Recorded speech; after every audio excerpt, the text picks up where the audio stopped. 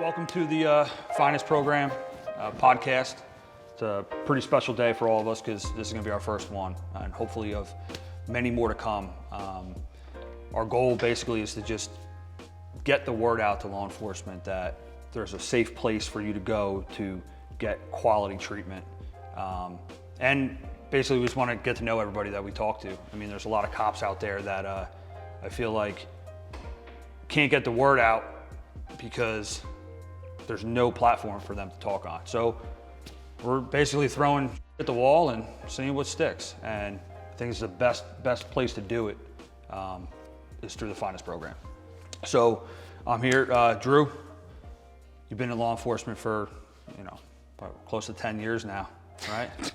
No? From 6 years. the beginning? 6 years? Okay, Yeah. well, Maybe 7. that's close. 6.5. So tell me a little bit about you, how you started, why you started in law enforcement. I'm Drew Smith. I'm from Jackson, New Jersey. Went to college, didn't really know what I wanted to do. And then when I graduated, grew up with my dad was in law enforcement, my brother was in law enforcement. So I actually thought when I was younger that I wanted to stay away from that. And my dad told me to stay away from it, but that didn't You want to stay away happen. from it now, probably. Yeah, right? now. But after I graduated college, I became a Class 2 in a short town down south. Worked there just to went through the academy with them. Then I got hired as a full-time police officer at a town in Camden County. I worked there for 2.5 years.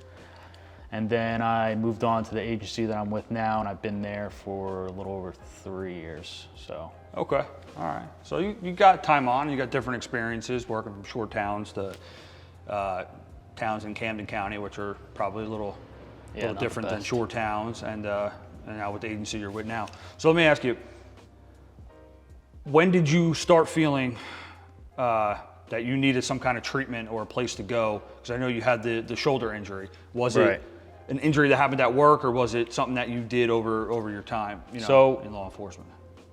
Getting in college, I used to lift a lot, getting ready to go to the academy.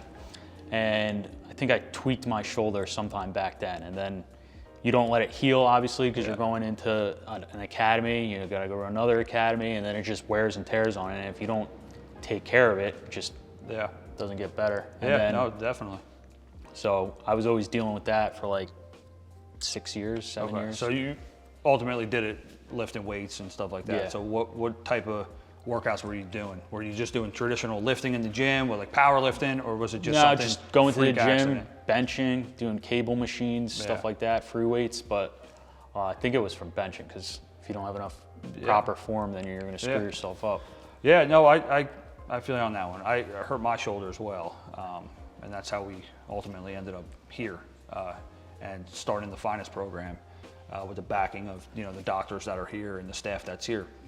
So with me, I know that when I came in to the before the Finest Program, I had a large piece of calcium taken out of my shoulder. I ended up doing PT here. I even I even come here for chiropractic now, because it's just, it's basically a one-stop shop here. And the way that they treat law enforcement and their families is just out of this world. Yep.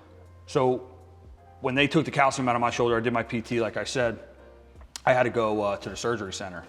And it was a real quick procedure, real quick recovery time. There was no problems. But you had a little bit different experience with getting calcium removed here. So why don't you explain exactly how they did that part? Dr. Vernon had me go in. He did I think it was the ultrasound, looked inside. Yeah. I had a little bit of calcium, not as big as you. I think you described yours as was being smaller. a golf ball. Yeah, I had a on golf there. ball in there, yeah. So mine wasn't as bad, but he was able to do the surgery, not surgery, I shouldn't even say that. The procedure that day here.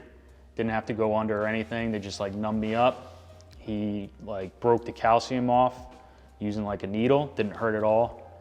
Didn't take a long time. And then afterwards went home, gave me the brace and everything. Yeah. And then the day after it hurt a little bit. It was a little sore, but then More soreness than pain, though. I should say soreness. It didn't hurt, but then I started doing PT here. I'm feeling good now. So yeah, so we're probably So your procedure was what, beginning of June, you said? Yeah, right? early so we're June. thinking, we're weeks out of that minor procedure that you had. And I just saw you downstairs doing PT, and you're breezing through the exercises like it's nothing. Even I saw, when you were doing the bands, your range of motion of your head is just, it looks like you never had an injury. I don't know, if you're feeling anything, but definitely I could tell, and I'm not a medical professional at all. Your range of motion looks awesome. Yeah. So I know you were saying that you started back in the gym yesterday or today, was it? Yesterday. Or you went this morning. Obviously, your strength is going to take time to come back, and that's just consistency in the gym. How did you feel the first time you lifted a weight after having the procedure done? Yeah, so I mean, taking 3 months off of lifting, you're going to lose a lot of your strength. But one of the main reasons that I came here was that my shoulder felt unstable. So it would feel like it's going to pop out when I did certain things. Yeah. And they had me doing a bunch of different exercises that just kind of tightens up your muscles back there, makes it stronger to help keep that feeling from like your shoulder's going to pop out. So it felt good. I mean, I did overhead presses. That was kind of like the thing that would make me feel like it was going to pop out. Yeah. I had no issue today, but I was also doing a lot less weight. Yeah. No, I hear you. I started back in the gym. My procedure was back in beginning of April, and I took it really slow. I did all my PT. I still do PT. Anywhere from 1 to 3 times a week. But my lifting, I didn't really start until probably the end of June. And I was nervous at first because, like I said, you heard too, I had a big golf ball size piece of calcium in there. And I didn't feel like I had the strength and the stability and all that stuff. After I would say 2 to 3 weeks of lifting, I felt like I was back. Why don't you tell me this, if you didn't know that this place was around and we didn't have a conversation, most likely you would have just been like, you know what, I could probably continue to lift. I could probably continue to do everything that I do with this pain. Would you have lived with it? Or when I brought the finance program to you and I was like, hey, listen, there's a office out there with a great group of doctors and office staff that will take care of you. You jumped on it right away, right? Yeah.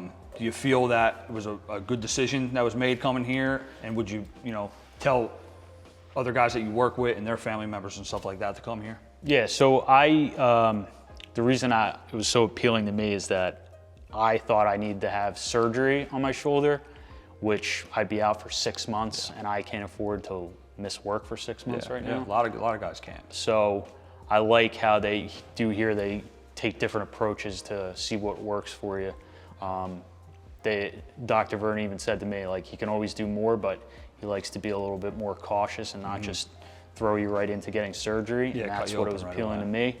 And they've just been great. Everyone's super kind and helpful, and there's no issues. So there's no issues at all. I mean, my experience here was I got more answers on my first visit here than I did in the 4 years that I was dealing with this pain. I went to workman's comp doctors. I went to doctors on my own, MRIs, this, that. You're fine, you're fine. Walked in, Dr. Vernon did an ultrasound and goes, yeah, you got a piece of calcium in there, we got to get it out. I was like, why couldn't they tell me that, 2, 3, 4 years ago? Right. Or 6 months prior when I went to go get it looked at. The word calcium never came up. So it's good to know, like I said, and I said it earlier, is Dr. Vernon, the whole office staff at Comprehensive Medical, and especially the finance program. There's a whole group of people here that care about law enforcement, want to give back, and that's the main thing, is they want to give back.